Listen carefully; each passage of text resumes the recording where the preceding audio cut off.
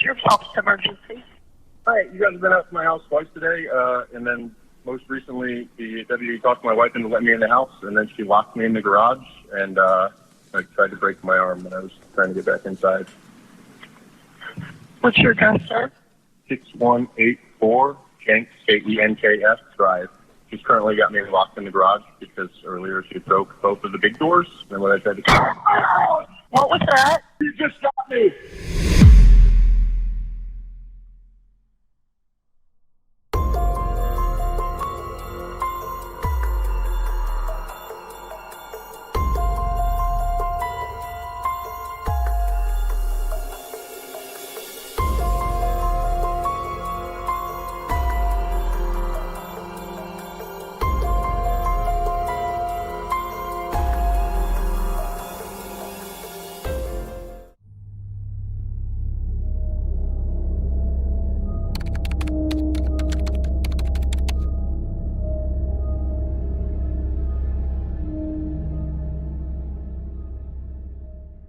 Born in May 1987 in the United States, Bree Kuhn spent her early years in the care of her parents and older brother, Eric Jr.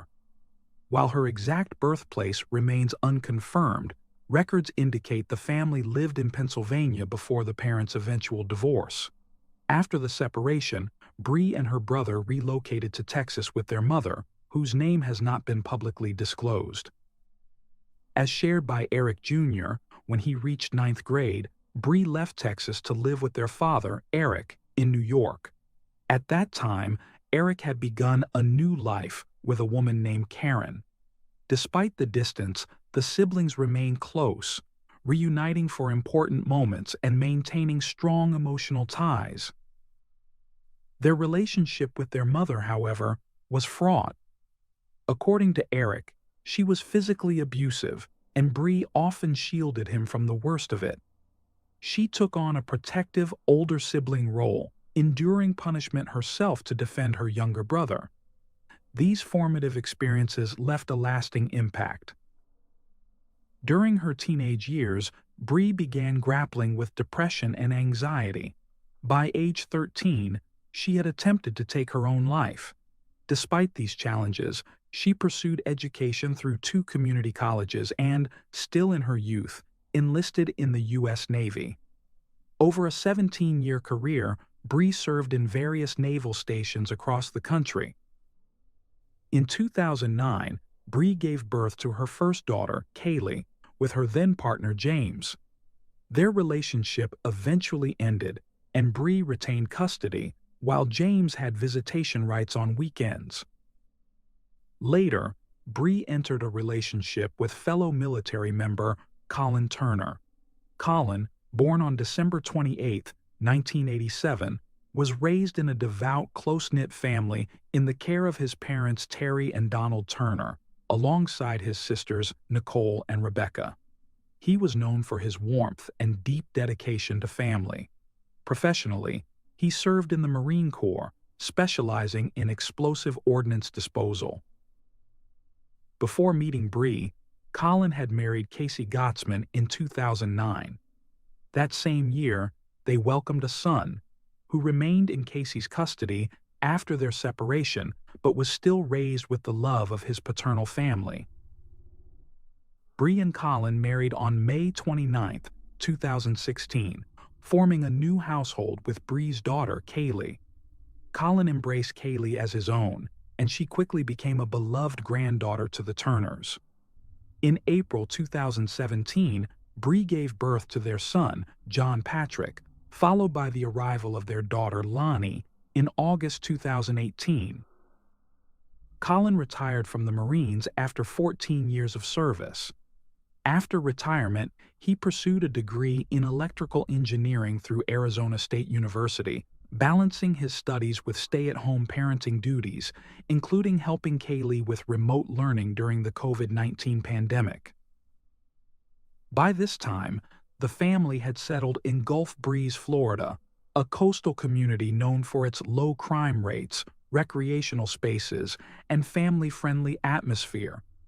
Outwardly, their life seemed stable and supportive. However, behind closed doors, things were more complicated. According to Eric Jr., Bree confided that their relationship had become strained. On one occasion, Eric visited in hopes that his presence might ease tensions between the couple. During that visit, Colin reportedly remarked, both privately and in front of Bree, that they got along because they were both narcissistic psychopaths. Eric also noted that Bree felt overwhelmed as the sole financial provider while Colin focused on his studies and childcare. Despite Eric's concerns and advice to leave the relationship, Bree hesitated. She feared Colin's potential legal advantage in a custody dispute, especially given her mental health history and the financial support he might receive from his family. In April 2021, Bree made another suicide attempt. While speaking on the phone with her brother, she overdosed on pills and alcohol. Eric, realizing what was happening, urgently contacted Colin, who was home with her, but allegedly took no action to help. Eric then called emergency services himself. Bree was hospitalized in a psychiatric facility for about 10 days, and again a month later for a week-long stay. During her recovery, Bree reported work-related stress and blamed Colin for interfering with her job, which she claimed led to further complications. However, she never publicly accused him of any psychological, physical, or sexual abuse. After her hospitalization, Bree enrolled in an intensive outpatient program and resumed work at the Naval Air Station in Pensacola as an assistant to the command chief, under a limited-duty sailor status that allowed her to continue treatment while staying engaged in her career. In the months leading up to the tragedy, Bree began seeking legal assistance. On Wednesday, September 8, 2021, she reached out to a group of mothers via a messaging app, asking for recommendations for a lawyer.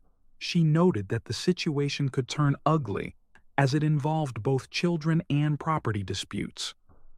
But no legal advice could have prepared anyone for what came next.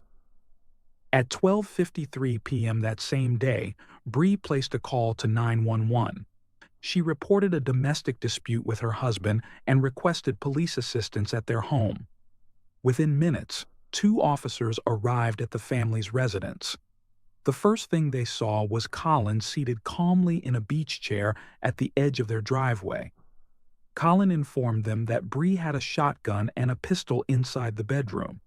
He admitted he also had a firearm stored in his truck. Colin emphasized that Bree had been the one to call the police. When asked where Bree was, Colin led one of the officers to the home's entrance and pointed toward the kitchen.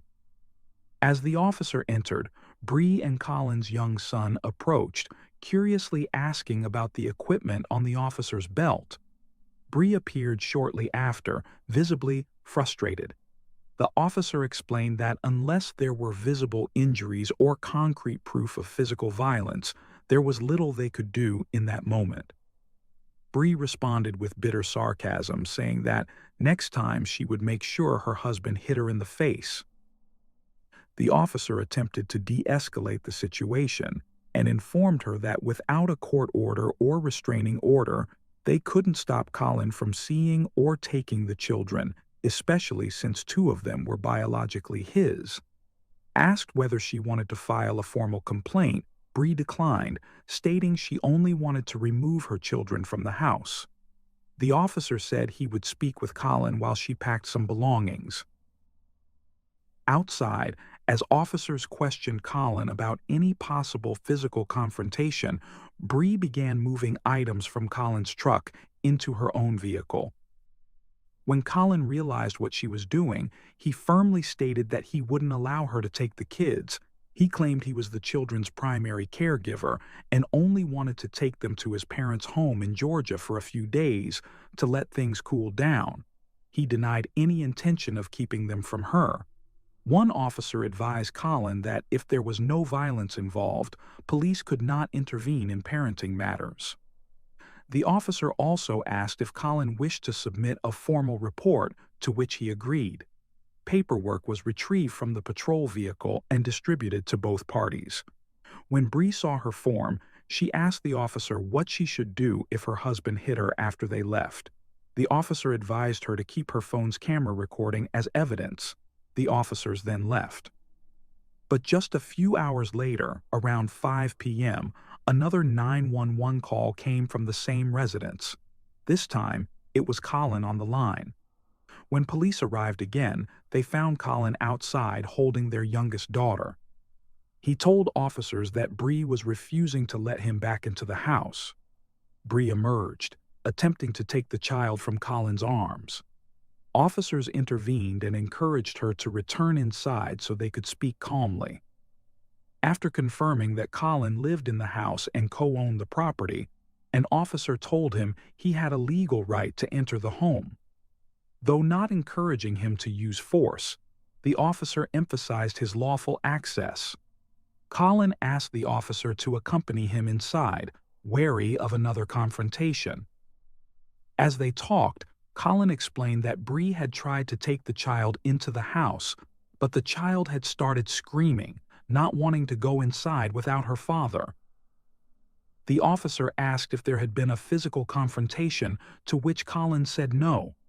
He added that the incident was part of an ongoing dispute dating back years.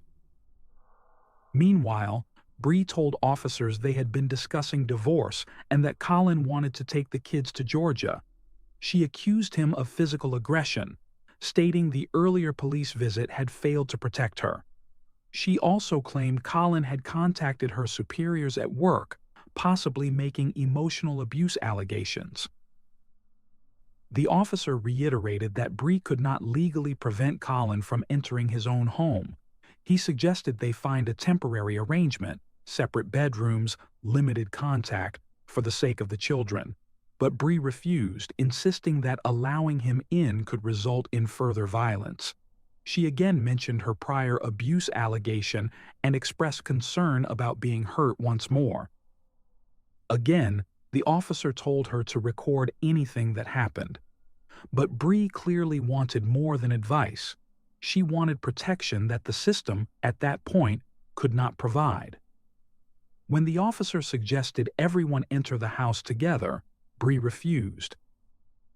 The officer then turned to Colin, who calmly provided the children's information. During the exchange, Colin mentioned Bree's mental health issues. The officer acknowledged this, noting he had previously responded to a crisis at the home in March when Bree had attempted to take her life.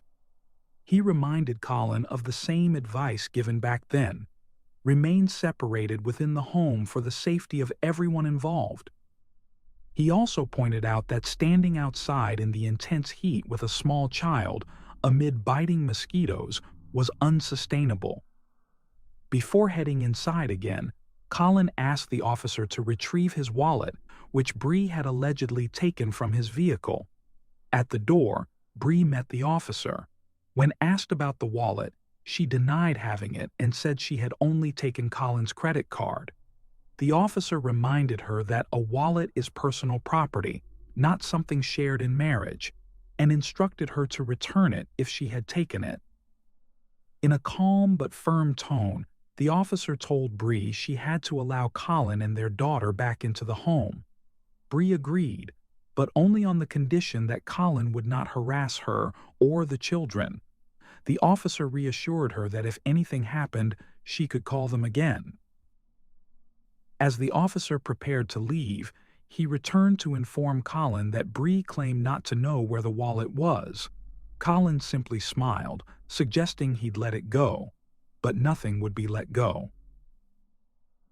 Less than 2 hours later, at exactly 6:22 p.m., a third and final 911 call came from the Turner residence. Colin Turner, just 33 years old, had been fatally shot. The final fatal gunshot rang out while the 911 operator was still on the line. On the porch, officers found Bree, then 34, sitting calmly. As they approached, she spontaneously confessed she had shot her husband. She was taken into custody without resistance. When asked about the children, Bree said she had taken them to a neighbor who lived a few houses down. Paramedics checked her over while officers made sure she was physically stable.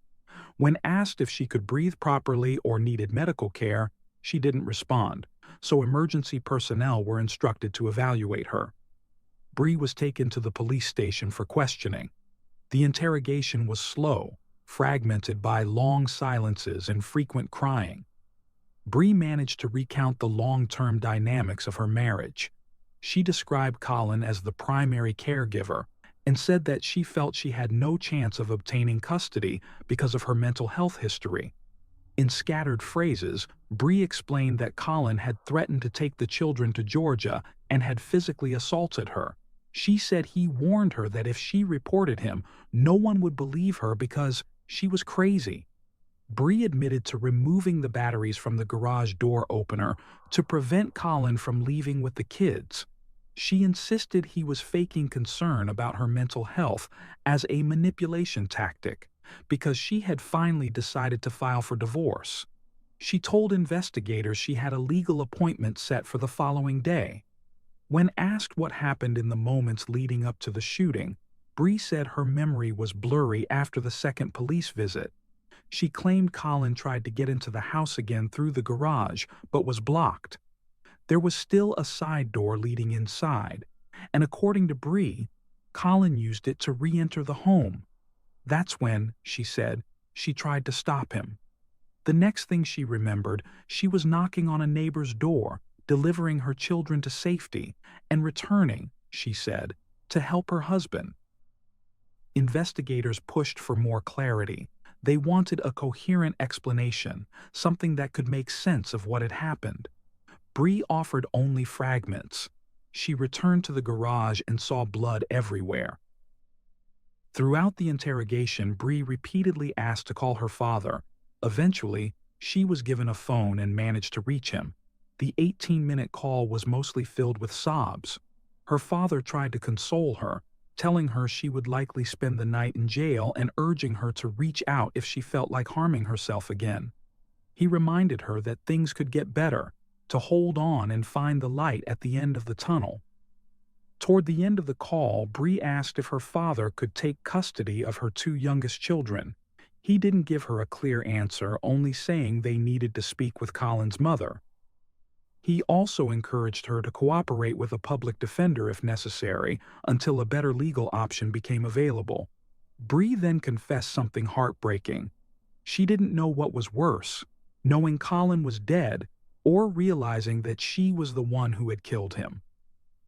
A month later, in early October 2021, a Santa Rosa County grand jury indicted Bree Kuhn for first-degree premeditated murder in the death of her husband, Colin James Turner. The prosecution had not yet announced whether they would pursue a sentence of life imprisonment or the death penalty. On October 16th, Colin's family and friends gathered to say their final goodbye at a military funeral honoring his 14 years of service with the U.S. Marine Corps. The American flag, symbolizing his service, was handed to his eldest son, Brody Turner. Left without either parent, his youngest kids were taken in by their paternal grandparents, who embraced them with love, trying to mend what could never fully heal. After 3 years of delays, on Tuesday, September 24, 2024, the long-awaited trial of Bree Kuhn, now 37, began in the Santa Rosa County Courthouse. The prosecution painted the act as a cold-blooded, calculated murder. He methodically outlined the timeline of September 8, 2021, arguing that Bree had deliberately ended her husband's life after a day of escalating tension. The defense took a very different approach.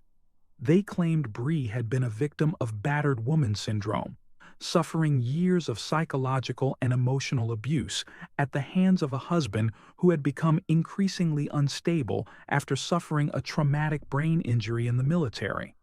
They argued that Colin posed a serious threat to both Bree and the children. Over 4 days, the court heard testimony from a range of witnesses. The jury and courtroom audience watched the full body cam footage from the responding officers, showing each police interaction on the day of the incident. Viewers heard Bree's sarcasm, Colin's calm demeanor, and finally, the chilling 911 call where gunshots were captured live. Every officer involved testified in court. One confirmed responding to a previous suicide attempt by Bree months earlier. Another described the crime scene in detail: the garage, the blood, the body of Colin slumped in a chair, the weapon in its holster nearby. A crime scene analyst presented a series of photographs, helping jurors visualize where Colin's body had been found, far from the home's entry, seated on a portable cooler, consistent with a stationary victim. Shell casings, bullet fragments, and even Colin's phone, still connected to the 911 operator, were found beneath him. Prescriptions linked to Bree's ADHD and mental health treatments were introduced into evidence, as was the testimony of Cray Forum, Bree's supervisor at the Pensacola Naval Station. Forum testified that Bree had been on limited duty due to mental health concerns. He said that on the day of the shooting, Bree failed to report for work, and Colin had called him saying Bree had cut off access to family finances and sabotaged household electronics. Colin also told Forum that Bree had missed therapy sessions and that he was considering taking the children to Georgia. Forum testified that Colin was calm and composed during the call. He offered Colin contact information for a family counselor and later spoke to Bree, who claimed her husband was lying and planning to take the kids unjustly. On the second day of trial, the prosecution called forensic pathologist Dr. Diana Oleski to the stand. Although she had not performed the autopsy on Colin Turner herself, the original medical examiner had died in a car accident before the trial. Dr. Oleski had reviewed the findings and prepared to present the conclusions. She confirmed what the autopsy had revealed. Colin had been shot 4 times, all from behind. The bullets entered between his shoulders and his chest. One particularly devastating shot had traveled from his left shoulder, exited through the side of his neck, and ultimately lodged in his right wrist. The cumulative trauma included punctured lungs, fractured ribs and cervical vertebrae, a ruptured spleen, spinal cord damage, and injury to the pericardium, the membrane around the heart. Dr. Oleski concluded that Colin would have survived for only a couple of minutes following the pericardial injury. When questioned by the defense about whether there was any sign of a broken arm, as Colin had claimed Bree tried to break it during the 911 call, Dr. Oleski said there were no injuries to support that claim. Next to testify was Eric Kuhn, Bree's brother. Eric described being on the phone with Bree the day she attempted suicide months earlier. She told him she had taken pills with alcohol. He claimed Colin hadn't responded with concern when informed. He didn't call for help, so Eric did. Eric added that Bree had long feared losing her children, believing Colin's family's financial advantage and legal resources gave them the upper hand. On the day of the shooting, he said Bree was anxious due to an unspecified surgery she had scheduled and was convinced Colin would exploit her recovery period to take the children. Eric testified that he spoke to his sister several times that day. Her mood fluctuated, sometimes calm, sometimes distressed. During a final call lasting around 45 minutes, he said he heard her arguing with Colin, heard shouting and objects being thrown. Then, he claimed, Bree picked up a gun. When asked how he knew this, Eric hesitated, then said he believed Bree had told him. Eric begged his sister to leave with the kids. He said she didn't listen. The last thing he heard before the call ended were Bree's words, "You're not going to take the kids." Then, gunshots, children crying, Bree's voice repeating, "Oh my God, I killed him. I have to call the police." Yet Eric's testimony faltered under cross-examination. He gave differing accounts from what he had originally told detectives in Pennsylvania, blaming inconsistencies on the claim that his first interview hadn't been recorded, something the detective firmly denied. With that, the prosecution rested. The defense, which had initially announced it would present testimony from a mental health expert and Bree herself to support a battered woman syndrome argument, abruptly changed course. Neither the expert nor Bree testified. No explanation was made public. Instead, the defense called James, Bree's ex-husband, who is also the biological father of her eldest daughter, Kaylee. James testified that on the day of the shooting, he exchanged texts with Colin. He also received a phone call from Bree, who told him directly, "You need to come get Kaylee." "I just shot Colin." When he asked why, she simply said, "I don't know." James rushed to retrieve his daughter. He told the court he had always believed Colin was a great stepfather. Kaylee had spoken highly of him. Due to a hurricane warning, the third day of trial was cut short. On Friday, September 27th, the court reconvened for closing arguments. The prosecution argued that Bree had no visible injuries on the day of the shooting and had deliberately provoked Colin while secretly recording the altercation with her phone and keeping her brother on the line. The prosecution concluded this was the true motive, not self-defense, but control. They said that when Bree couldn't provoke Colin into aggression, she took matters into her own hands, shooting him 4 times in the back, unaware that he was on the phone with 911. The defense countered that Colin had been walking around the home with a firearm and had hidden it in his truck before police first arrived.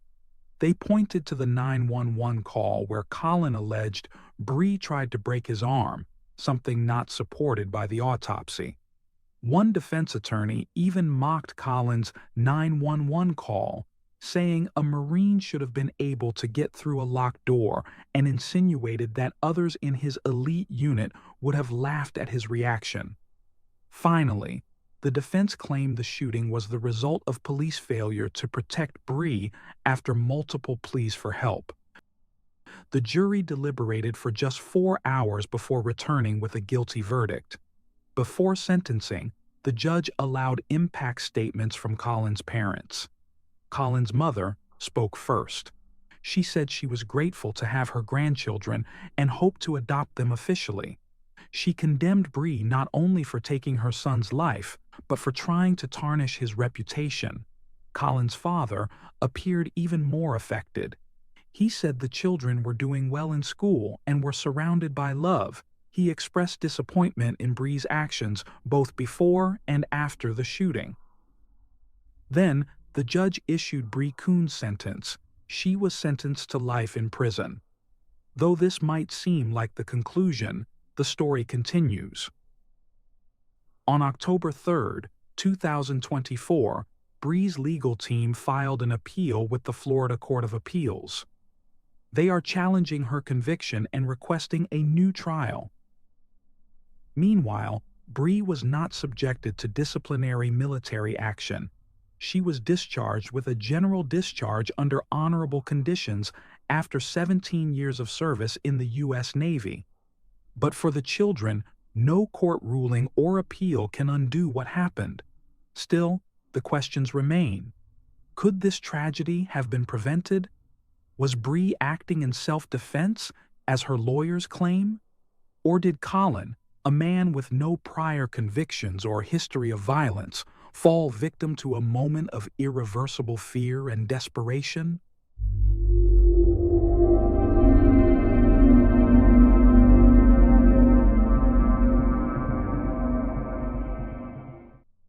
Thanks for tuning in to Unreal True Crime. If you're intrigued by mysteries from around the world, check out our new channel, Latin Crimes, where we dive into the gripping true crime stories of Latin America. Don't miss out. Subscribe now for more thrilling investigations.